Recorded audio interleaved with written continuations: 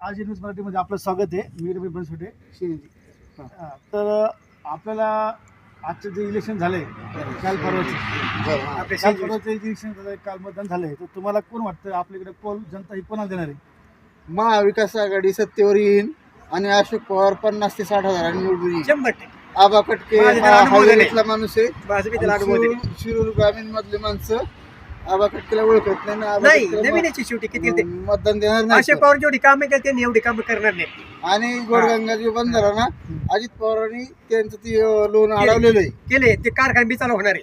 होईल ती होईल चालू. पण जसं आपल्याला आमचा पाठच कारखाना चालू झाला तसा हे बी कारखाना चालू होणार आहे. पण आपल्याला महायुती आघाडीने आपल्याला जवळजवळ महायुती आघाडीची जे महायुती विकास आहे, बरं, तर बरं. त्यांनी तुम्हाला 1500 रुपये लाडकी बहीण लाडकी बहीण योजना केली. ऐका ना, लाडकी मान्य बहीण आहे मला. योजना राबवली ती चांगली झाली चांगलीच गोष्ट. आहे. पण ऐका ना, 100 रुपयाचा स्टॅम्प 500 रुपये नेला. नेला.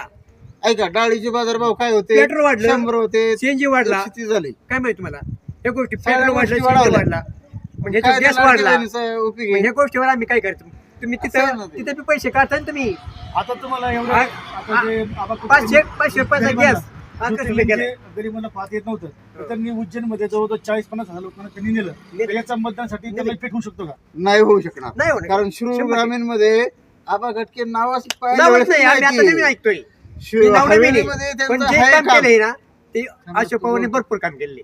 तू बोलतो का नाही? बरं. आबा कटके फक्त हवेलीमध्ये चालणार, कारण त्यांचं तुझं काम आहे ते हा, शिवसेनेतून अजित पवारच्या राष्ट्रवादीमध्ये आलेले आहेत. म्हणजे उचल उमेदवार आहे ते, काय अजित पवारचे ओरिजिनल नाहीत. आणि ते निवडून आले तर शिवसेनेकडे जातील परत.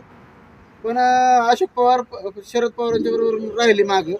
अजित पवारांनी कारखान्याचं लोन अडवलं म्हणून कारखाना बंद पडला. येस आणि अजित पवाराला याचं प्रायश्चित्त भोगावं लागेल. येस. त्याची 10च्या आसपासच आमदार येतील निवडून अजित पवार. जर महायुती सरकार जर आलं, महायुती सरकारचं समजा आपल्याकडं आबा कटके साहेब आले समजा, आले. हा, आले. आणि इकडं जर अशोक पवारने आले, हा. तर याच्यामध्ये आपला कारखाना होऊ शकतो का? 100% कसं आहे माहिती, त्यांनी जरी जात होईल ना तरी अशोक पवार 100% चालू करणार आहे. काय ते त्याला शरद पवारचा आधार आहे. शरद पवार 100% त्याला आधार आहे. कारखाना चालू होणार आहे. मी सांगतो 100% गॅरंटी. मी प्रश्न आपला हा होता, हा.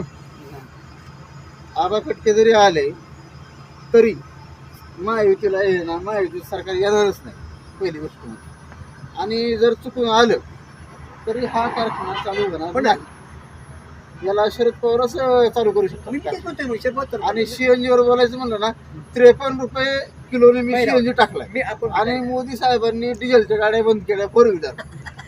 तर ते महाचूक आहे. आज सीएनजी किती आहे? 92-93 ने.